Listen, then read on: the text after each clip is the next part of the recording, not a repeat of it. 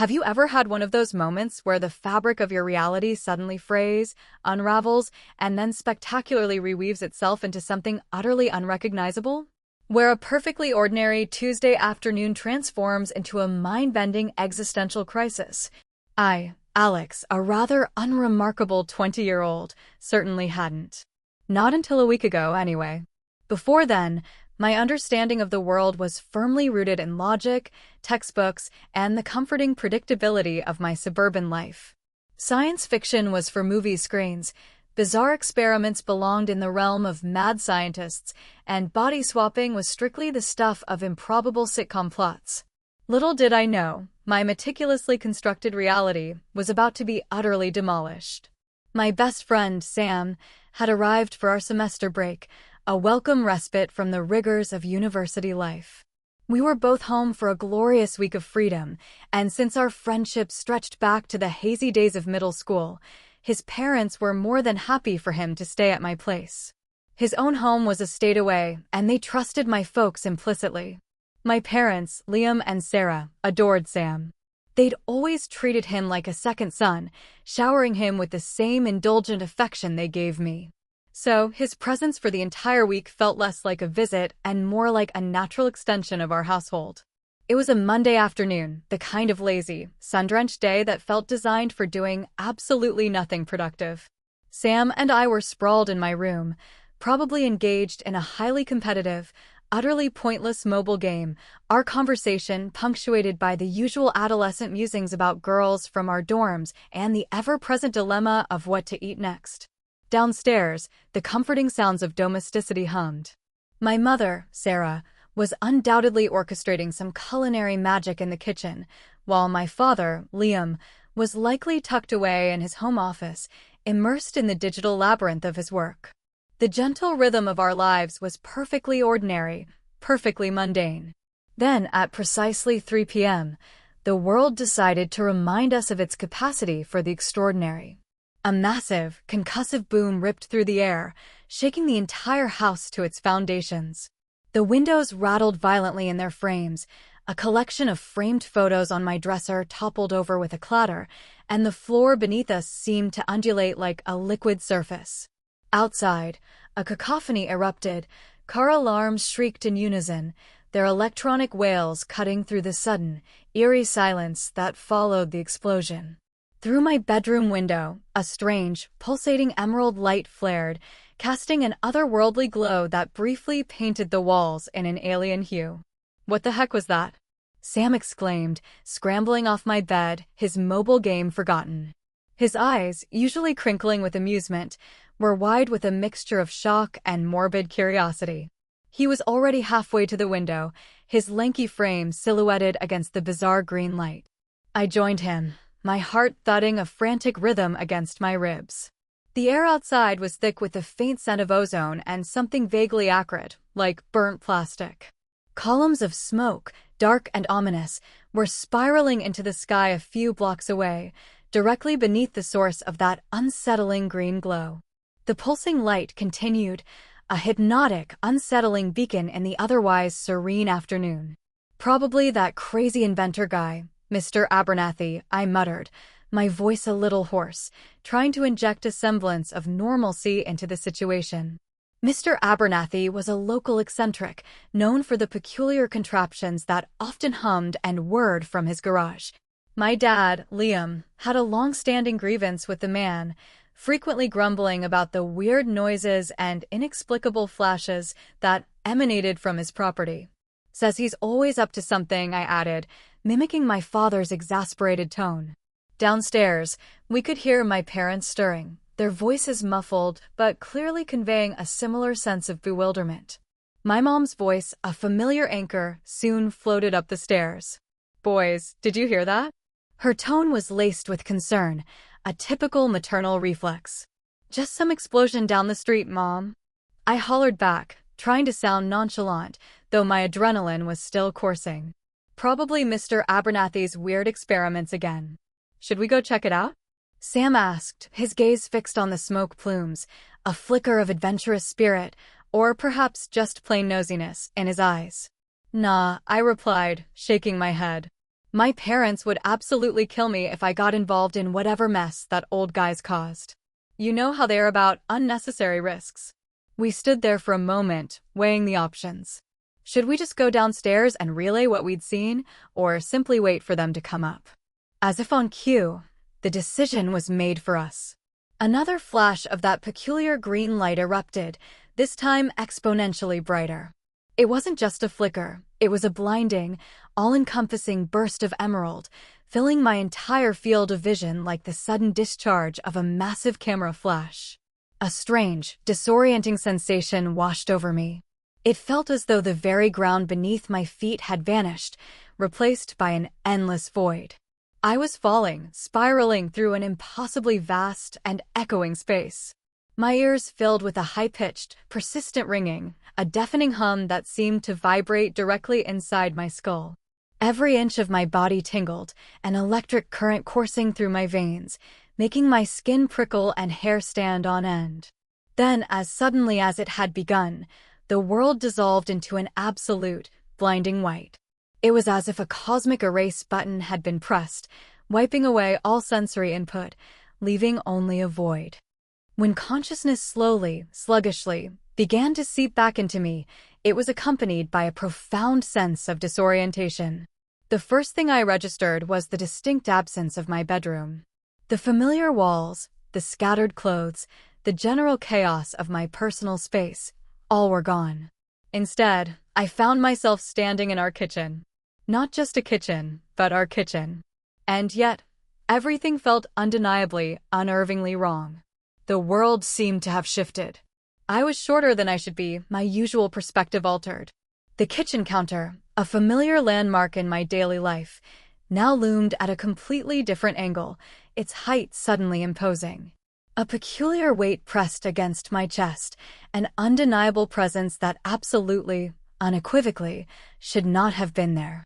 And the clothes. I was clad in garments I'd never owned, never even considered wearing, a soft floral blouse, its fabric strangely delicate against my skin, and a pair of jeans that fit entirely wrong on what I perceived to be my body.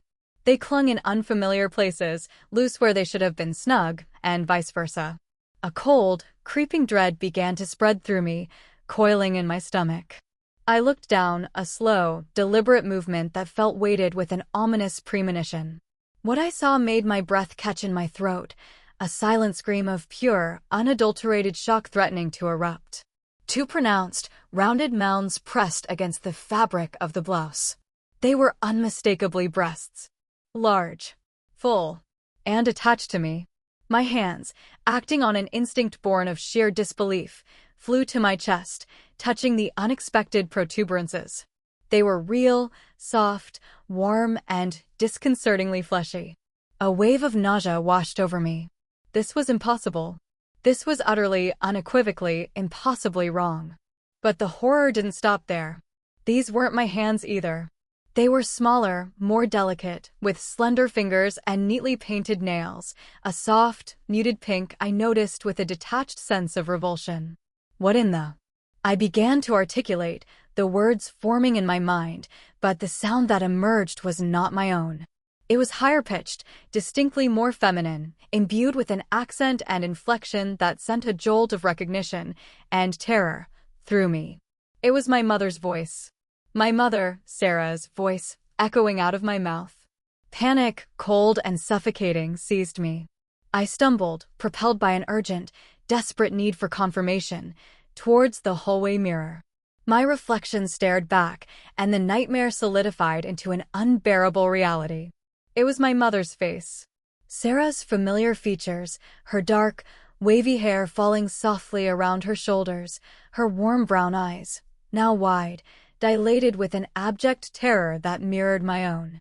Her mature, elegant features, which I had seen every single day of my 20 years, but never from this horrifyingly intimate angle. I reached up with these alien hands, touching the reflected face, tracing the contours of her cheeks, the line of her jaw. The reflection moved in perfect synchronicity, a grotesque confirmation that this wasn't a hallucination, a dream, or some elaborate prank. I was in my mom's body.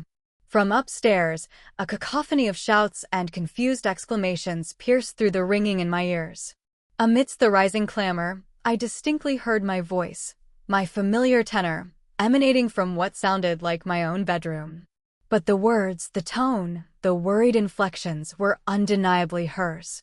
"What's going on up there? Is everyone all right? Alex, Sam, are you two okay?" Fueled by a fresh surge of adrenaline and a desperate need to understand the incomprehensible, I bolted towards the stairs. This unfamiliar body, with its new hips, swayed in ways I wasn't used to, throwing off my balance. The sudden, unaccustomed weight of breasts bounced with each hurried step, an acutely mortifying sensation. I clutched at the floral blouse, trying to mitigate the unsettling movement. When I burst into my room, the scene before me was a surreal tableau straight out of a bizarre painting. There were two figures. One was undeniably my body, my own youthful frame, sitting perched on the edge of my bed. But the way it moved, the way it held itself, the way it spoke, it was unmistakably my mother, Sarah. Her characteristic worried frown creased my forehead. Her hands fluttered with familiar gestures. "I don't understand what's happening," she exclaimed, her voice my voice, but imbued with her familiar, anxious cadences. One minute I was making dinner, now I'm in Alex's body. Standing by the window was the other figure, my best friend Sam's body. His usually lean, athletic form now held with an unfamiliar stiffness, his gestures broad and slightly clumsy. And the voice, it was Sam's, but the tone, the emphasis, the slight, stressed clearing of the throat, it was my father, Liam. "This is impossible," he declared, his voice Sam's, but the controlled exasperation, the slightly furrowed brow, were all my dad. I was working in my office, and suddenly I'm Sam. They both turned as I entered, their eyes locking onto me. And in their expressions, despite the alien faces, I could see the familiar, bewildered shock of my parents. "Mom, Dad," I said, my voice, my mother's voice, hesitant, fragile. My mother, trapped within my own body, gasped, her hands flying to my chest, as if she could feel the echo of my previous shock. "Alex, oh my goodness, is that really you? You're in my body. And you're in mine?" I managed, the horrible, sickening reality of it all sinking in, crushing me under its weight. The person occupying Sam's body, my dad, Liam, looked back and forth between us, his brow furrowed in concentration, the lines of stress deepening. "I don't understand. If you're Alex and you're in your mother's body and she's in yours, then where is Sam?" That question hung in the air, a chilling realization. A fresh wave of panic, colder and more potent, washed over me. In my own personal horror, I had completely forgotten about my best friend. "Where's Sam?" I demanded, my voice rising in frantic urgency.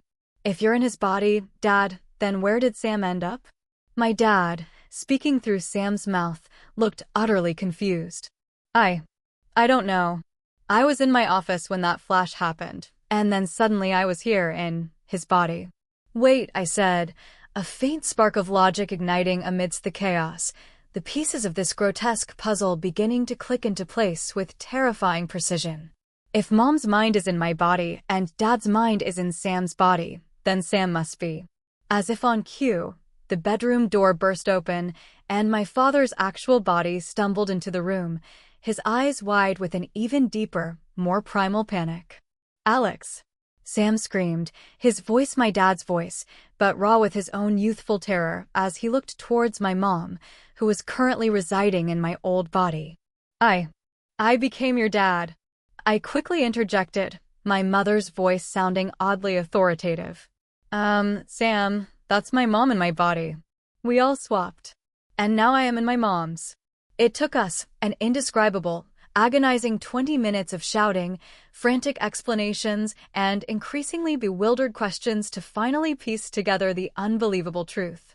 The explosion at Mr. Abernathy's house, that strange, green flash, had somehow triggered a bizarre, chaotic mind swap. I was in my mother, Sarah's body. Sam was in my father, Liam's body. My mother, Sarah, was in my original body. And my father, Liam, was in Sam's body. We were all bodies swapped with each other, a quartet of displaced souls, none of us having the faintest idea how or why. "This is impossible," my mom kept exclaiming from inside my body, her hands gesturing wildly, a disconcerting sight when performed by my own familiar limbs. "People don't just switch bodies. This can't be real." "Well, it's happening," my dad replied, his voice Sam's, but his tone firm, practical, already shifting into problem-solving mode. "We need to figure out what to do about it." Sam, now speaking through my father's mouth, was staring at me with wide, disbelieving eyes, a mixture of horror and something else, playing across his new, mature features. "Alex, you're really in your mom's body. This is so weird." "Tell me about it," I replied, my mother's voice sounding incredibly foreign and strange coming from me. "Everything feels completely wrong." My parents, understandably, were completely freaking out. Being suddenly trapped in 20-year-old bodies was almost as disorienting for them as being in middle-aged bodies was for Sam and me.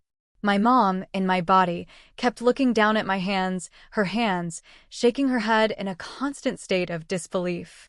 The world had truly, utterly, and irrevocably flipped upside down. The initial shock gradually began to recede, replaced by a dull, throbbing ache of disbelief and a bewildering sense of unreality. The rest of that day was a blur of frantic phone calls and strained conversations, each revelation only deepening the absurdity of our predicament. My dad, Liam, now inhabiting Sam's lithe frame, took charge. With his usual calm efficiency, he began reaching out to neighbors and friends, piecing together fragments of information. Slowly, painstakingly, the bizarre narrative began to coalesce. Mr. Abernathy's experimental machine, a source of endless annoyance for my father, had indeed malfunctioned. Catastrophically so. It had, according to the emerging consensus, somehow generated a massive, localized energy pulse that had indiscriminately swapped the minds of everyone within approximately a 6-block radius. The news was both terrifying and, in a strange way, a small comfort. We weren't alone. Dozens of families were undoubtedly grappling with their own versions of this exact, surreal nightmare. The good news, if such a thing could be found in this situation, was that Mr. Abernathy, now reportedly inhabiting the body of his prize-winning poodle, believed he could fix it. The bad news, however, was a far more bitter pill to swallow. His equipment was completely, utterly destroyed. It would take at least a week, perhaps more, to rebuild and recalibrate everything. A week. 7 agonizing days. 7 days stuck in my mother's body, navigating the world through her eyes and sensations, while my best friend, Sam, sauntered around in my father's, and my actual parents wrestled with the bewildering reality of being in our youthful forms. The sheer enormity of it settled over us like a suffocating blanket. That first evening was an exercise in pure surrealism. We attempted to have dinner together, an ingrained family ritual, but everything felt profoundly wrong. I found myself in my mother's body, sitting in my usual spot at the dining table, a ghost in my own chair. Across from me, my mother, in my body, occupied her customary seat, her gestures and expressions a disconcerting mimicry of her true self, filtered through my youthful features. My dad, Liam, inhabiting my best friend Sam's body, sat at the head of the table, his presence both familiar and utterly alien. And next to me, in the chair usually reserved for guests, sat Sam, now navigating the broad-shouldered, mature frame of my father. The conversation was stilted, awkward, punctuated by long, uncomfortable silences. My parents, in their new, youthful forms, kept forgetting their new physical limitations. My mom, in my body, instinctively reached for something on a high shelf and was genuinely surprised by her sudden lack of height. My dad, in Sam's body, tried to lift a heavy serving dish with his usual strength and found himself struggling, his muscles not responding with the familiar power he was accustomed to. It was a constant, jarring reminder of our collective displacement. "This is going to be a very long week," my mom, in my body, finally sighed, her words echoing the unspoken sentiment in the room.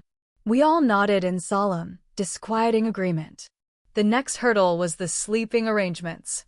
This was a particular minefield of awkwardness. Obviously, my parents, Liam and Sarah, could not, under any circumstances, sleep in the same bed when they were inhabiting my body and Sam's. The very thought was an immediate, visceral no.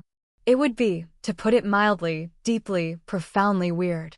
A silent, uncomfortable debate ensued, mostly conducted through glances and hesitant suggestions. Finally, a solution, or at least a temporary workaround, was proposed. My mom, in my body, would take my room. My dad, in Sam's body, would occupy the guest room, a small, rarely used space at the end of the hall. Sam, in my dad's body, would take my parents' spacious master bedroom. That left me. I suppose I should sleep in the living room, I suggested, gesturing vaguely towards the air mattress we kept for unexpected guests, which now lay deflated in a corner. The thought of sleeping on the floor, in my mother's body, seemed marginally less bizarre than the other options. That doesn't make sense, Sam, in my dad's body, interjected, his voice deep and resonant, yet infused with Sam's logical pragmatism. You're in your mom's body. You should probably sleep in your parents' bedroom. I'll sleep here. The idea of sleeping in my parents' bed, in my mother's body, felt incredibly, viscerally weird. It was an invasion of privacy on an unprecedented scale, a blurring of lines that felt inherently wrong. But as he articulated it, his reasoning was undeniably sound.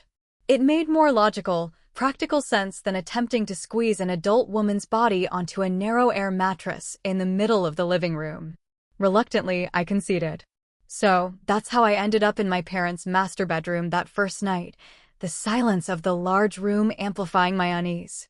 I stood before the opulent mahogany dresser, a repository of my mother's most intimate garments. With trembling hands, I found some of her nightwear, a silk pajama set, a delicate, almost gossamer fabric that felt alien against my skin. Everything about it was wrong. It was too tight in some places, particularly across the chest and hips, and too loose in others, the fabric clinging and flowing in ways that made me acutely, constantly aware of this foreign body shape. When I looked at myself in the full-length mirror, the reflection staring back was undeniably my mother, Sarah, preparing for bed. Her dark hair, my dark hair now, framed her face, her curves subtly emphasized by the silk. It was disturbing on levels I couldn't even begin to process.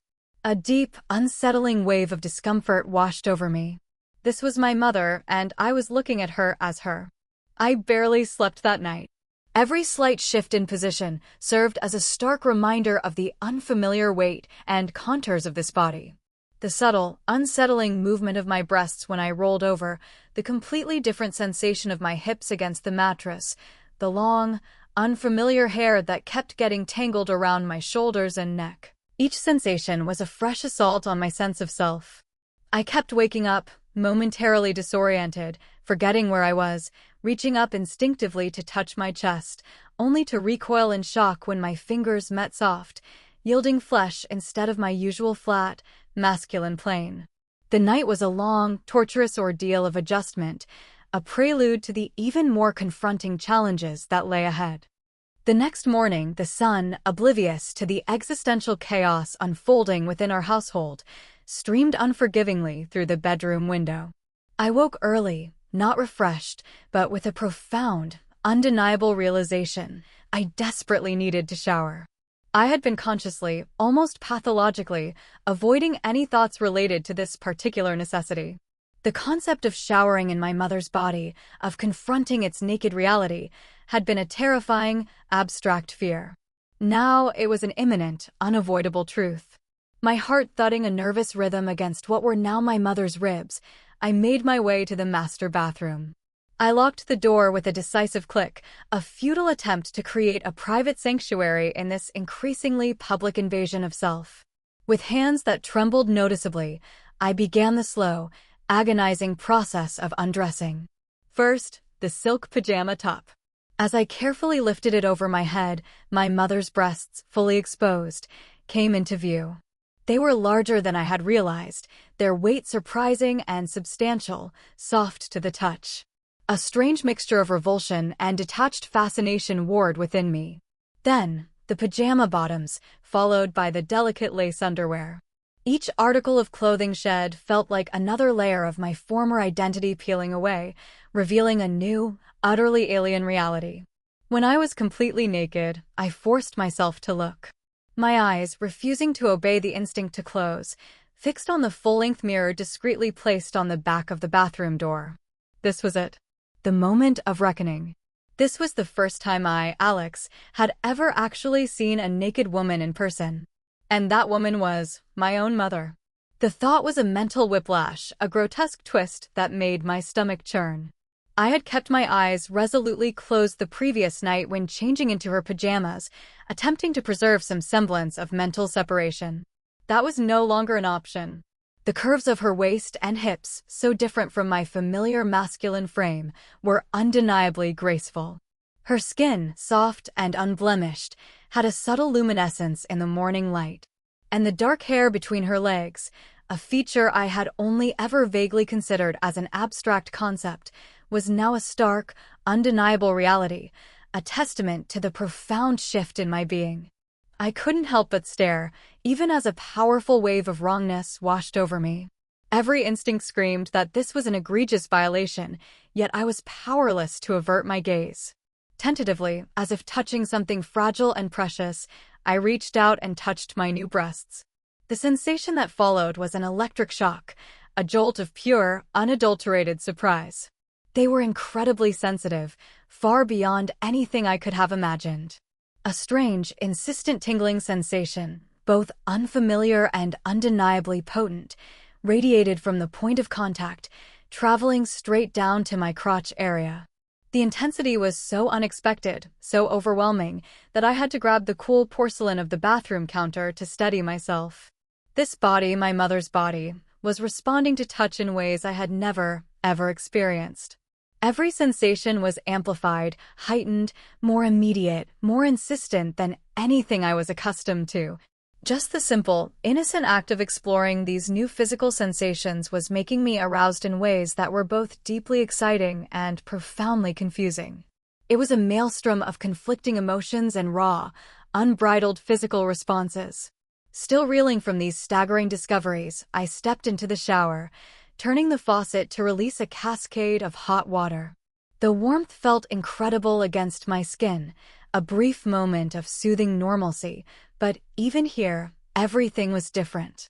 The way the water cascaded over my breasts, the unexpected sensitivity of my skin, even the unfamiliar technique required to wash the long, wavy hair, it was all foreign, requiring conscious effort and constant adjustment. I tried to wash quickly and efficiently, desperate to escape the intense self-consciousness, but I kept getting distracted by how utterly different everything felt, how intensely this body reacted to even the most mundane touch. And then came the moment to wash between my legs.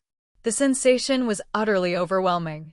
I had never experienced anything so sensitive, so responsive. The soft folds, the delicate tissues, every touch sent a shiver through me that was intensely pleasurable, bordering on painful in its intensity. My fingers, still unfamiliar with the geography, found their way to the clitoris, and a wave of pure, unadulterated sensation crashed over me. I found myself lingering, my movements becoming less about hygiene and more about exploration, about chasing that bewildering, intoxicating feeling. This body, my mother's body, was reacting in ways I didn't expect, didn't understand, but couldn't deny. The warm water, the slickness of the soap, only served to amplify everything, making every touch, every rub, more sensitive, more potent. I honestly blanked out for a moment. The specific details of what happened next are hazy, almost like a dream. What I do remember, with a mixture of profound amazement and deep shame, is giving in. Giving in to the raw, insistent temptation of the sensations I was feeling. For a brief, terrifying, exhilarating period, I completely forgot whose body I was in. I forgot who I was. And I played. I fully indulged in the unexpected, overwhelming pleasure this new body offered. Afterward, I simply stood there under the hot water, letting it wash over me, the steam clinging to my flushed skin. Amazed. Ashamed. But also, undeniably, filled with a strange, almost illicit satisfaction. I couldn't deny how incredible it had felt. It had been an experience unlike any I had ever known, a revelation of pleasure that was both disturbing and utterly intoxicating. When I finally turned off the water and wrapped myself in a large, fluffy towel, I caught sight of myself in the mirror again. My wet hair framed my face differently, clinging to my cheeks and forehead. My skin had a healthy flush, a testament to both the hot water and what I had just done. For a fleeting moment, I didn't just see my mother's body with my mind inside it. I saw an attractive woman. The thought was disturbing, a fresh wave of shame washing over me, but also undeniably exciting. I quickly dressed in some of my mom's clothes, a simple blouse and a pair of comfortable jeans, and went downstairs. The aroma of something savory wafted from the kitchen, and I found Sam, in my dad's body, standing at the stove, flipping pancakes with surprising dexterity. My actual parents were nowhere to be seen yet. "Morning," he said, looking up from the sizzling pan, his voice deep, Liam's voice, but with Sam's casual inflection.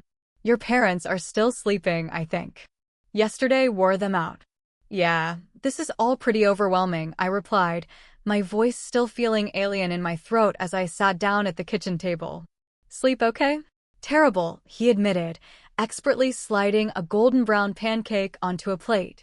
"Your dad's body is so much bigger than I'm used to. Everything feels weird." As Sam, in my dad's body, looked at me, something subtle, yet undeniable, shifted in his expression. His eyes lingered on me for a moment longer than normal, taking in my appearance in a way they absolutely never had before. It was a look that made me acutely aware of my new, feminine form. "What?" I asked, a faint blush creeping up my neck. "Nothing," he said quickly, perhaps a little too quickly, turning back to the stove. "It's just, you really look like her now. Exactly like your mom." "It's messing with my head." "I know what you mean," I said, a dry chuckle escaping my lips, still my mother's melodic laugh. "Seeing you in my dad's body is equally weird." But there was something else in the way he had looked at me. Something that made me even more conscious of how I looked, how this body appeared to him. I found myself sitting up straighter, unconsciously adjusting the fabric of my blouse, a subtle, almost instinctual gesture of feminine awareness. We ate breakfast mostly in silence, both of us wrapped in our own thoughts, processing the sheer, unfathomable weirdness of the situation.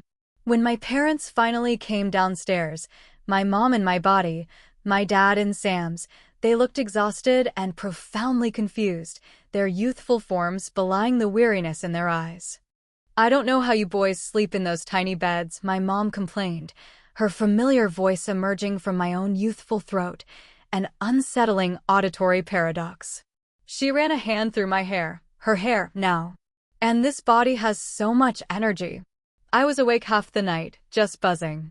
"At least you're young again," my dad, now in Sam's body, replied with a wry chuckle, though a tired one. "I keep trying to do things and forgetting I don't have my usual strength. It's like my brain knows, but my muscles haven't caught up." He flexed Sam's arm, a motion that looked oddly out of place on the leaner limb. We spent most of that second day trying, somewhat unsuccessfully, to establish some semblance of a routine. The house, usually a hub of activity, felt charged with an undercurrent of strangeness. My parents were, by all accounts, handling the situation as well as could be expected, but it was clear they were struggling profoundly with the disorienting reality of inhabiting our youthful bodies. They kept making little mistakes, forgetting which reflection was theirs, reaching for objects that were suddenly out of reach, or attempting tasks that required strength or dexterity they no longer possessed. By mid-afternoon, they had made a decision. They needed to be proactive, to get out of the house and contribute to the efforts to fix this monumental mess. "You boys will be okay here by yourselves, right?" my mom, in my body, asked, her gaze sweeping over Sam, in Dad's body, and me, in Mom's body. There was a flicker of genuine concern in my own eyes, now hers. "We'll be fine," I assured her, trying to sound more confident than I felt. The thought of being alone in the house with Sam, with this new, intensely aware body, was both daunting and, in a strange, unsettling way, thrilling. "Just try not to do anything stupid," my dad, in Sam's body, added, his expression stern, a characteristic paternal warning that felt deeply odd coming from my best friend's face. And if anyone comes by, try to act normal. We don't need the whole neighborhood thinking we've lost our minds, or rather, our bodies. With a final round of instructions and a hesitant goodbye, they left, heading towards Mr. Abernathy's house, where a growing contingent of swapped-out locals were reportedly trying to assist with the repairs. The moment the front door clicked shut, the atmosphere in the house immediately shifted. It felt different. Lighter, perhaps, without the constant, anxious presence of our displaced parents. More relaxed, certainly, but also undeniably more charged. An unspoken current, a tension of proximity and novelty, now thrummed between Sam and me. "This is so weird," Sam, in my dad's body, said, flopping onto the couch with a sigh that seemed too deep, too weary for his youthful mind, yet perfectly suited to his current older form. "I keep forgetting I'm in your dad's body until I catch sight of myself in a mirror. Then it's like, whoa." "Tell me about it," I replied, sitting down next to him, consciously leaving a small but noticeable gap between us. The tight clothes I'd chosen that morning, the floral blouse and jeans, suddenly felt more revealing, more exposing. Everything about this body feels wrong, but also, I don't know, different. He turned his head, looking at me, his new, mature eyes filled with a curious intensity. "Different how?"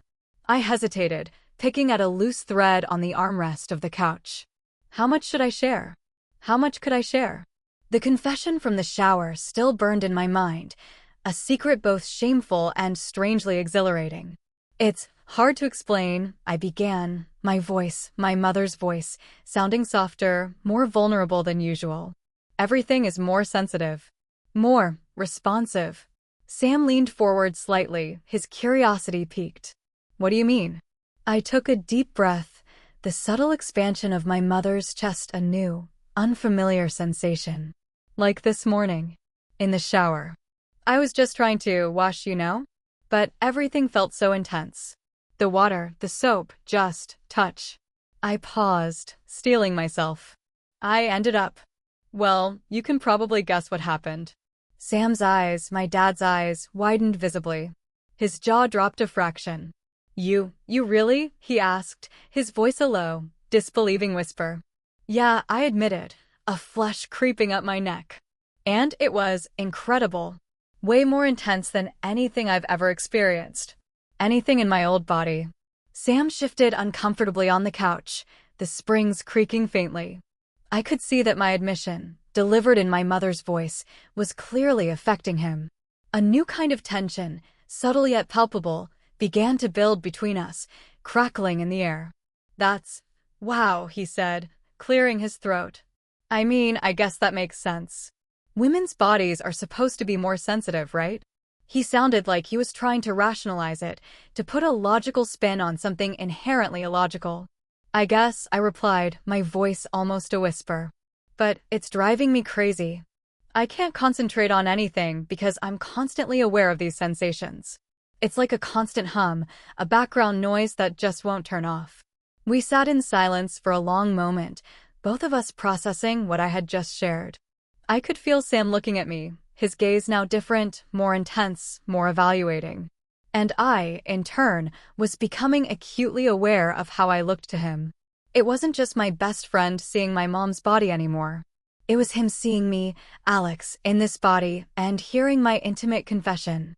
The lines were blurring, shifting into something entirely new and unexplored.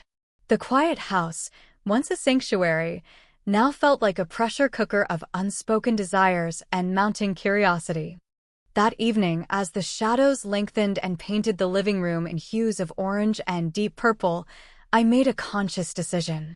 Instead of simply throwing on whatever clothes were convenient, whatever felt normal for this unfamiliar body, I ventured into my mom's walk-in closet with a newfound purpose. This wasn't just about covering myself anymore. It was about exploration, about understanding this new form, and, perhaps, about subtly altering Sam's perception of it, and of me. My mom, Sarah, had always possessed an understated elegance, and her wardrobe reflected it. Clothes I'd never paid attention to before, dismissing them as mom clothes, now took on a different significance. There were flowing dresses, tailored blouses, skirts of various lengths and textures. I found a pristine white tank top, softer than anything I'd worn so far and undeniably tighter, designed to hug the curves of the wearer. Beside it hung a pair of dark-washed jeans that promised to emphasize the figure. I pulled them out, a strange mix of apprehension and eager curiosity tingling through me. After changing, I stood before the full-length mirror in my parents' bedroom. The reflection was startling. It wasn't just my mom staring back at me. It was me, Alex, inhabiting her form and looking good. Really good. The tight tank top accentuated the fullness of my breasts, a visual impact I was still grappling with. The jeans hugged my new curves, emphasizing the swell of my hips and the gentle roundness of my rear in ways that made me feel a surge of something entirely new: confidence. A distinctly feminine confidence, powerful and alluring. It was a bizarre, disorienting moment of self-discovery. When I walked downstairs, Sam was sprawled on the couch, engrossed in a movie. The moment he caught sight of me, his reaction was immediate and undeniably obvious.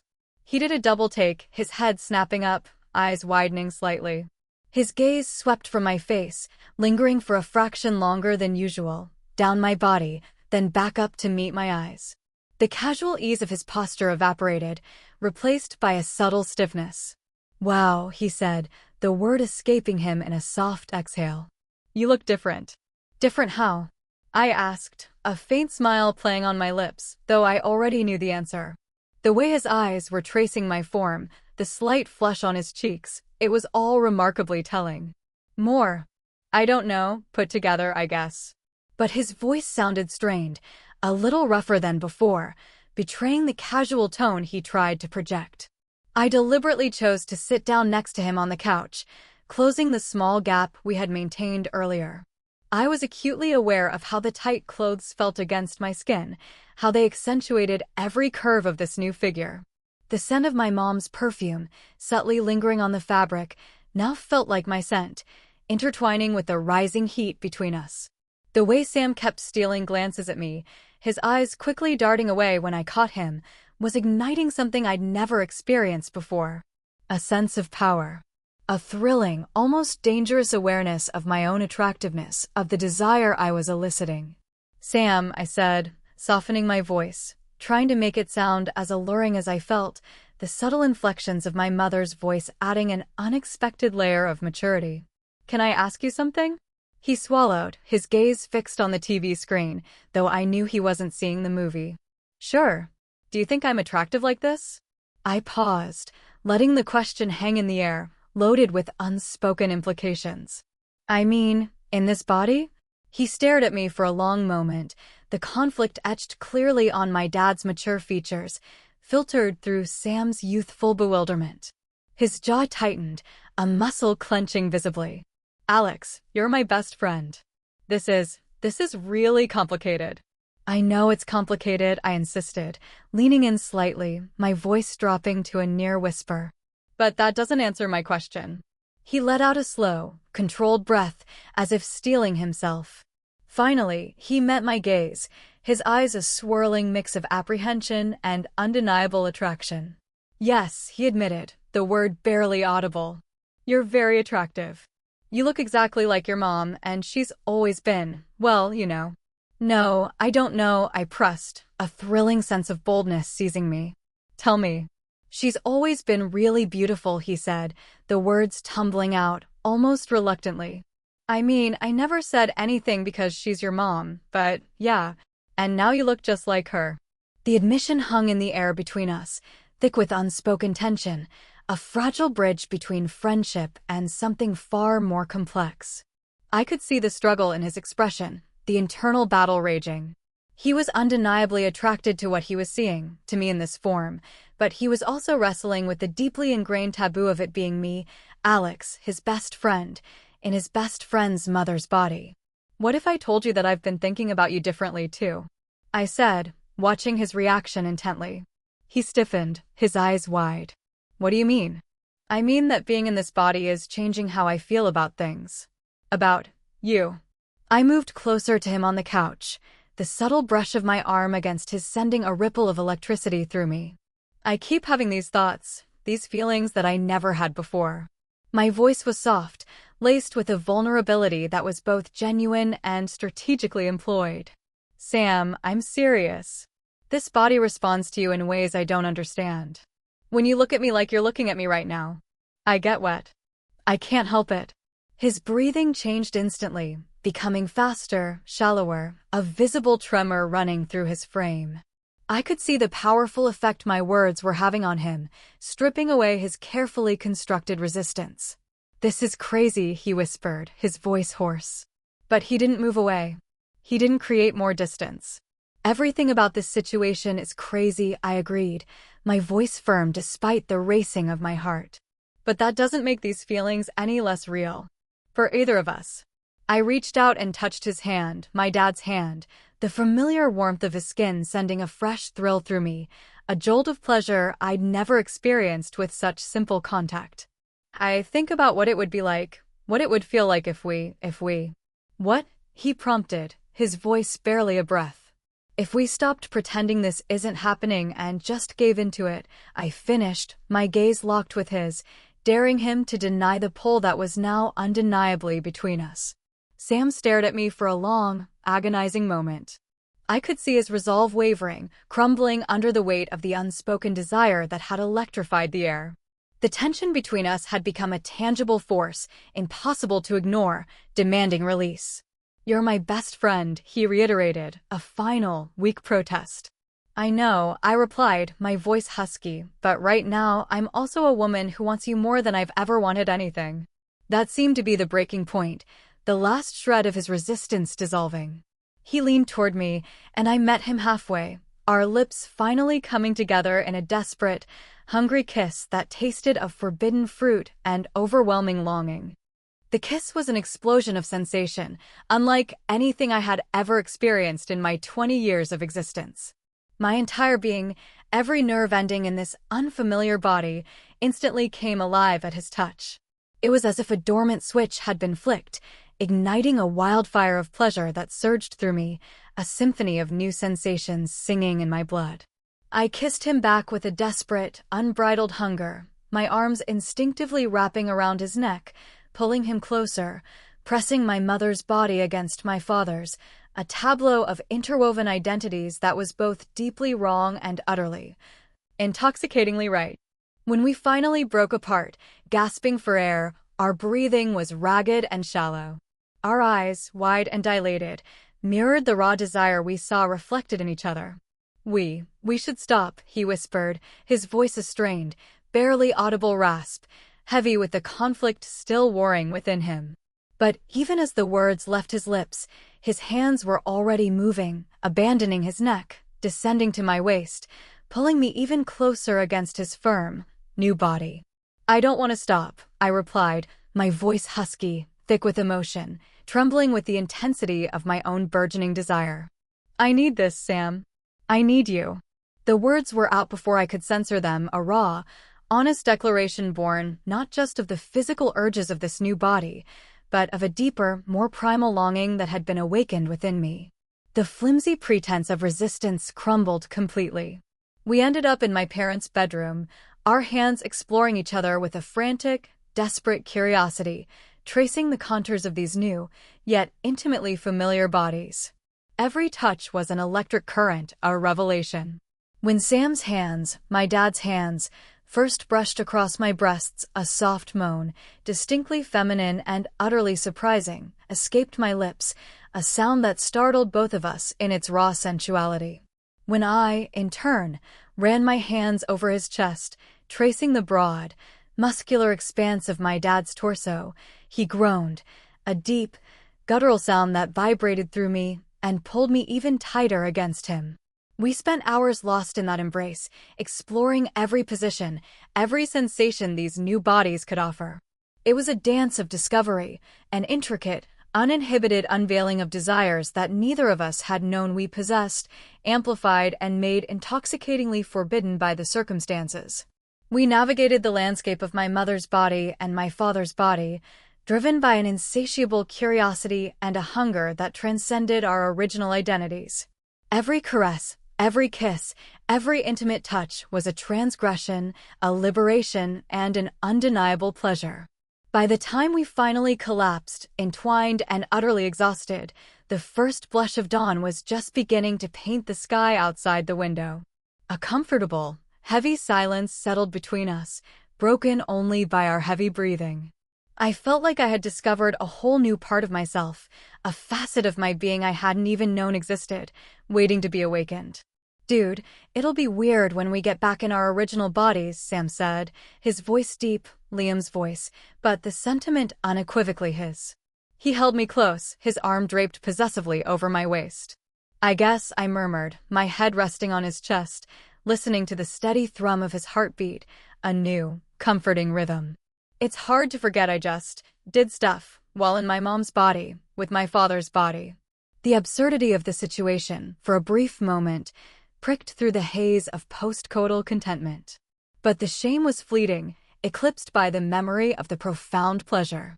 Nonetheless, from that point on, our unspoken bond solidified into a powerful, undeniable physical connection. We couldn't keep our hands off each other. The house, our sanctuary, became our playground. We made love constantly. In the mornings when we woke up, still half asleep and hungry for each other. In the afternoons when boredom threatened to set in. Late at night, when we should have been sleeping, but the magnetic pull of our new, intertwining desires proved irresistible. Sam, his personality merging with the maturity of my dad's body, started calling me pet names. Babe, sweetheart. And I, in turn, found myself naturally falling into a role that felt unsettlingly natural, that of his wife.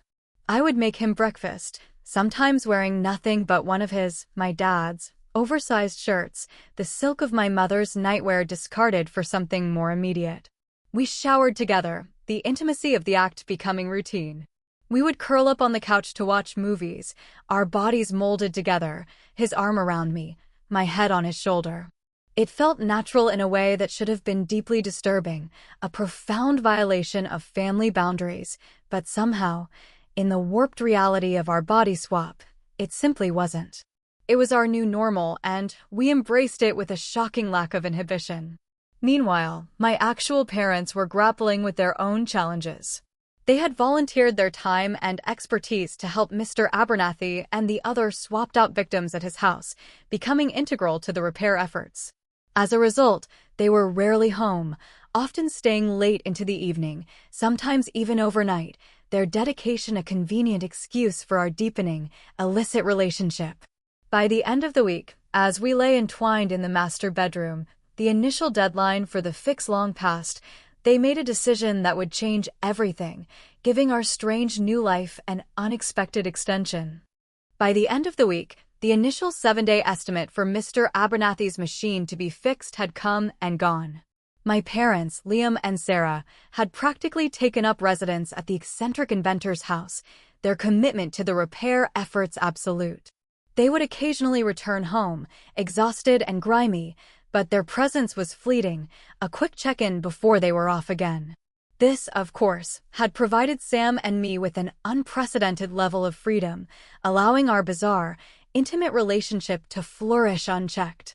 Friday evening arrived, cloaked in the familiar scent of rain and freshly cut grass. Sam and I were curled up on the couch, watching a movie, my head on his shoulder, my dad's shoulder, his arm draped possessively around my waist, my mom's waist. The front door opened, and in walked my parents, my mom in my body, my dad in Sam's. They looked tired, but there was a new, resolute glint in their eyes. "Boys," my mom, in my body, announced, her voice, my voice, surprisingly firm. "We need to talk." We all gathered in the living room, an awkward quartet. Sam and I sat side by side on the couch, trying to appear nonchalant, subtly disentangling ourselves. My parents sat opposite us in the armchairs, their expressions serious. "We've been thinking about this situation a lot," my dad, in Sam's body, began, his voice deep, but with Sam's younger tone. "And we've decided that we need to make some practical arrangements." My heart gave a sudden, hopeful lurch. What kind of arrangements? I asked, my mother's voice betraying a hint of eagerness I tried to suppress. Well, the machine isn't going to be fixed for months, not weeks, my mom explained, running a hand through my dark hair, now hers. Mr. Abernathy's equipment was more badly damaged than anyone initially thought. And with so many variables, and so many minds needing to be put back in the right bodies, it's a colossal undertaking. Months? Sam and I exclaimed in unison, our surprise a little too convincing. Underneath, a thrill of excitement, sharp and exhilarating, shot through me. I consciously tried to mask it, to adopt an expression of suitable dismay. At least until the end of the semester, my dad confirmed, his gaze steady. Maybe longer. They're talking about potentially needing to rebuild several key components from scratch. It's a very complex, delicate process. The news landed like a bombshell, shattering any lingering expectation of a swift return to normalcy. For Sam and me, it was an unexpected reprieve, a glorious extension of our forbidden reality. For my parents, it was a practical problem requiring a practical solution. So, we've decided, my mom continued, a determined glint in my eyes, that we should go back to your college and handle things there. Maintain your courses, keep up appearances. It's too important for your futures to just drop out. My mind reeled. You're going to pretend to be us at college? I asked, a mix of disbelief and dawning delight in my voice. It makes the most sense, my dad stated, ever the pragmatist. We can handle your coursework, live in your dorms, and you two can stay here, maintain the house, and, well, live your lives here. It's better than everyone trying to fake their way through lives they don't understand, in bodies they don't recognize, in situations they can't manage. He looked pointedly at me, then at Sam, a subtle acknowledgement of our new normal in the house. Sam and I exchanged a quick, furtive glance, both of us trying desperately not to look too excited about the prospect of having the house entirely to ourselves for months. It was an unimaginable gift, a dream made real. Are you sure? Sam asked, projecting a concerned best friend facade. That's a big responsibility, taking over our college lives. We'll be fine, my mom assured him, a ghost of her familiar, reassuring smile gracing my lips. And you boys will be fine here, too. Just try to stay out of trouble. Keep the house in order and don't burn it down. They left the next morning, packing minimal bags and taking our car. Their destination, our respective college towns, several cities away.